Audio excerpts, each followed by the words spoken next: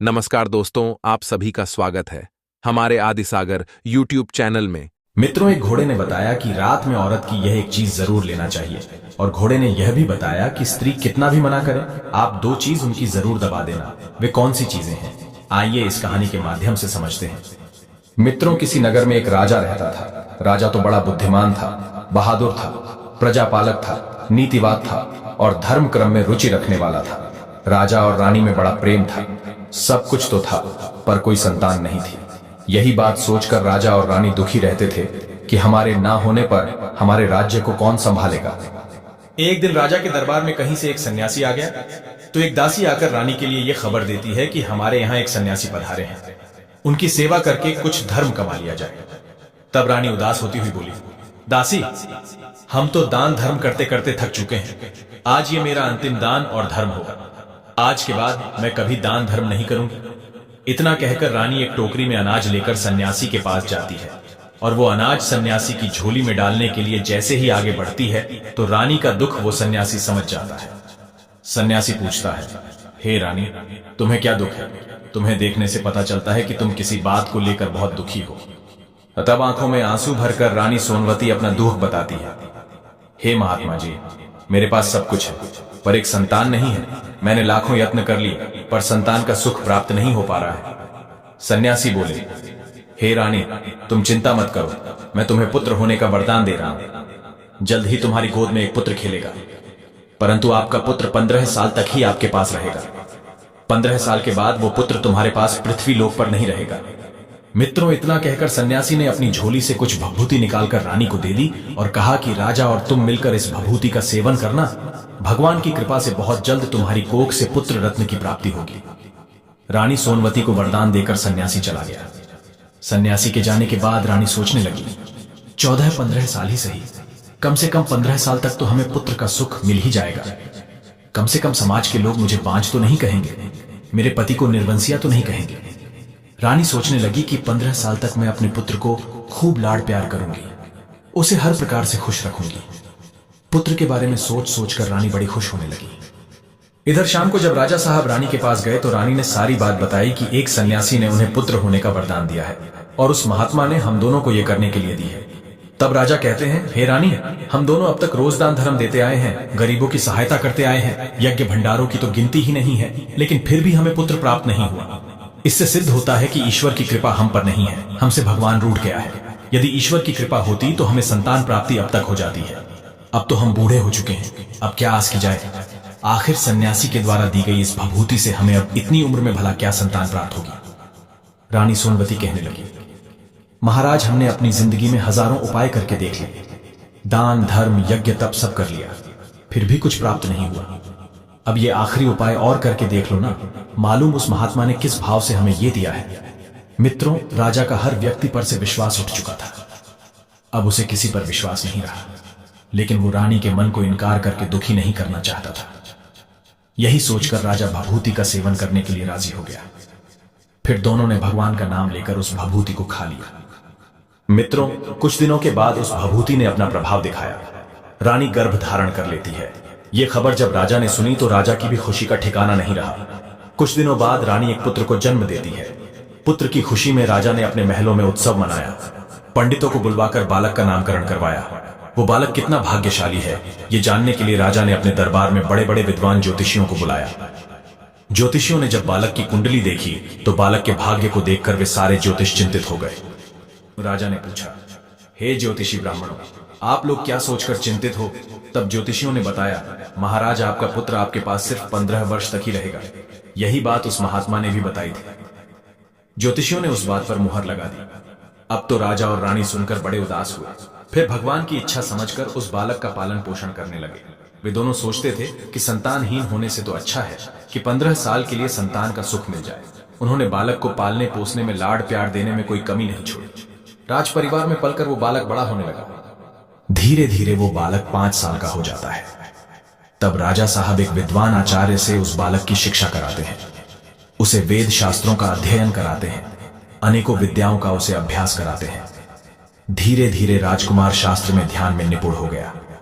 धीरे धीरे करके राजकुमार 12 वर्ष की आयु में पहुंच जाता है। तब उसी समय पर महाराज एक अच्छी सी राजकन्या को तलाश करके अपने राजकुमार की बड़ी हंसी खुशी के साथ शादी कर देते हैं। इधर राजकुमार की अवस्था 14 साल की हो जाती है।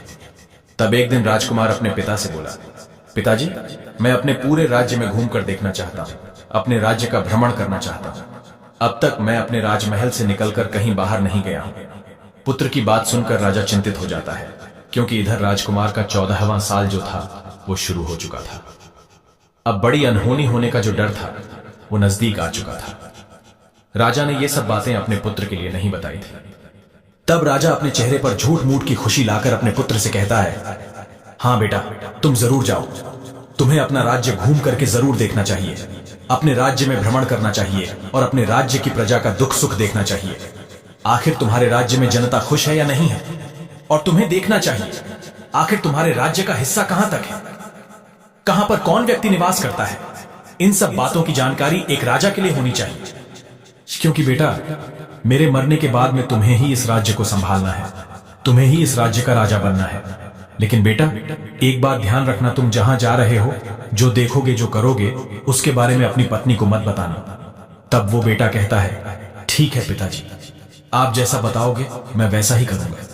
इस प्रकार से बंधु राजकुमार पूरे दिन अपनी पत्नी के साथ रहता है, उसके साथ हंसी दिल्लगी करता है, प्रेम भरी बातें करता है और खुशियों के पल एक दूसरे के साथ बिताकर रात्रि के समय ठीक 12 बजे बिस्तर से उठकर महल से बाहर चला जाता है और सुबह होने से पहले वापस लौटकर पुनः अपने महल में अपने पलंग पर आकर सो जाता है। इसी प्रकार से बहुत दिनों तक चलता रहा। अब उस राजकुमार की 14वीं साल पूरे होने में कुछ ही दिन शेष बचे थे। एक रात उसकी पत्नी यानी कि छोटी रानी रात्रि में जब जागती है तो वो देखती है कि हमारे राजकुमार, हमारे पतिदेव आज पलंग पर नहीं है। पति को ना पाकर वो व्याकुल हो जाती है और पूरे महल में उन्हें ढूंढती है, लेकिन वो राजकुमार कहीं भी नजर नहीं आया। राजकुमारी बड़ी ही हताश और निराश हो जाती है। अब मैं क्या करूं? राजकुमारी मन में सोचती है, भला अब मैं क्या करूंगी? वो सोचती है कि मेरा पति मुझे बिना बताए कहां चला गया। उसने इस बात की चर्चा किसी से नहीं की। वो चुप रहती है, लेकिन सुबह होने पर वो देखती है कि उसका पति अपने बिस्तर पर सोया हुआ है। तब राजकुमारी अपने पति से रात की घटना के बारे में कुछ नहीं पूछती है। बंधुओं, इधर दूसरी रात के लिए भी वैसा ही होता है। कई दिनों तक ऐसा ही चलता रहा। रात्रि में रोजाना राजकुमार गायब हो जाता था। यह देखकर उसकी पत्नी बहुत ज्यादा चिंतित रहने लगी। वो सोचने लगी, आखिर मेरा पति रात्रि के समय में कहा जाता है, आखिर किससे मिलने के लिए जाता है, और उसका इतना प्रिय कौन है जो उससे मिलने के लिए आधी रात के समय जाता है। दर्शक बंधु, इसी प्रकार से राजकुमारी के मन में ढेर सारे सवाल चल रहे थे, लेकिन राजकुमार से पूछने में उसे बहुत ज्यादा डर लगता था। अपने सास और ससुर से उसने पूछने की सोची, लेकिन उसके बीच में उसकी कुल और मर्यादा आ जाती थी। तो इस प्रकार से वो राजकुमारी सोच सोचकर मन ही मन घुटती रहती थी। इसी बात को लेकर वो इतनी चिंतित रहने लगी कि उसका कुछ खाने पीने को भी मन नहीं करता था। धीरे धीरे राजकुमारी दुबली पतली होती चली गई। उसका शरीर सूखने लगा, क्योंकि राजकुमारी हर समय अपने पति की चिंता में डूबी रहती थी। एक स्त्री के लिए पति का दुख बहुत बड़ा दुख होता है। मित्रों, उसी राज्य में एक फूल बेचने वाली बूढ़ी मालिन रहती थी। वो हमेशा छोटी रानी के लिए गजरे के लिए फूल देने के लिए आया करती थी। तब उस बुढ़िया का ध्यान छोटी रानी पर जाता है। वो मालिन आकर पूछती है, बेटी, आखिर क्या परेशानी है? तुम पर क्या दुख है? तुम इतनी कमजोर क्यों होती जा रही हो? तुम्हारा शरीर सूख करके अब कांटा होता जा रहा है। मित्रों, उस बूढ़ी मालिन के पूछने पर राजकुमारी कहती है, हे बूढ़ी माँ, आखिर मैं तुम्हें क्या बताऊं? मेरा राजकुमार हर रात बिस्तर से उठकर ना जाने कहां चला जाता है और सुबह होते ही वो वापस आकर बिस्तर पर सो जाता है। आखिर वो कहां जाता है, इस बात को सोचकर मैं बहुत परेशान रहती हूं। इसी बात की वजह से मेरा खान पान छूट गया है।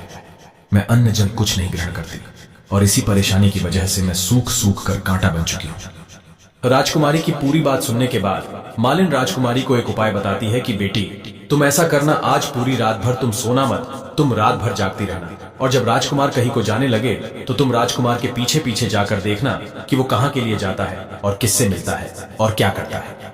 आज रात्रि में जाकर तुम अच्छी तरह से अपने पति की पहरेदारी करना। तब राजकुमारी कहती है, हे बूढ़ी माँ, यदि मुझे नींद आ गई तो फिर मैं क्या करूंगी? तब मालिन कहने लगी, हे राजकुमारी, तुम्हें नींद ना आए, इसीलिए तुम ये काम करना, अपने सीधे हाथ की उंगली में एक जख्म बना लेना, उसमें थोड़ा सा नमक लगा लेना। उस नमक से तुम्हें बहुत पीड़ा होती रहेगी और उस पीड़ा की वजह से तुम्हें रात भर नींद नहीं आएगी। दर्शक बंधु, राजकुमारी बोली, ठीक है माँ, मैं ऐसा ही करूंगी।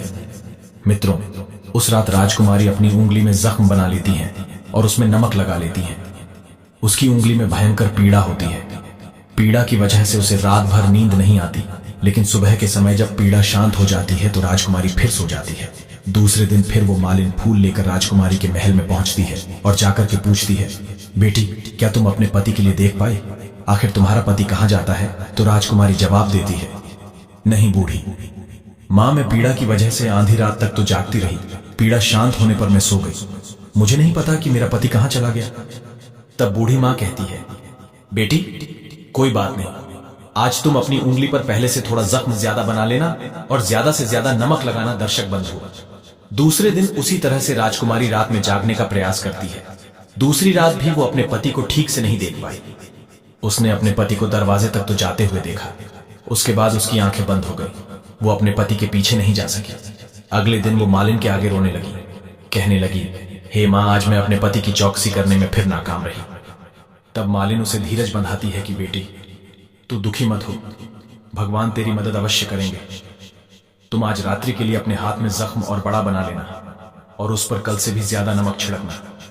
जब तुम्हारा पति रात्रि के समय तुम्हारे पलंग से उठ करके महल से बाहर जाने लगे तो उसी समय पर अपने पति का रास्ता रोककर अपने पति से पूछना कि तुम कहां जा रहे हो। दर्शक बंधुओं, उस बूढ़ी मां ने जैसा बताया था, राजकुमारी ने अगली रात वैसा ही किया। आज रात राजकुमारी के लिए बिल्कुल भी नींद नहीं आई। जब राजकुमार आधी रात के समय महल से बाहर निकलकर जाने लगा तो वो राजकुमारी दौड़कर उसका रास्ता रोक लेती है और पूछती है कि आप कहां जा रहे हो और आप रात्रि के समय किससे मिलने जाते हो? आखिर ऐसा क्या काम है जो रात्रि के समय तुम जाकर करते हो? आज तुम्हें यह बात मुझे बतानी ही होगी। राजकुमारी के बार बार पूछने पर राजकुमार कहता है, हे प्रिय, यदि ये रहस्य मैंने तुम्हें बता दिया तो मैं तुम्हें दोबारा देखने को नहीं मिल पाऊंगा। तब राजकुमारी कहने लगी, कोई बात नहीं, ना मिल पाए सही, लेकिन आप आधी रात के समय कहां जाते हो, ये बात मुझे जरूर बताओ। राजकुमारी की बात को सुन करके राजकुमार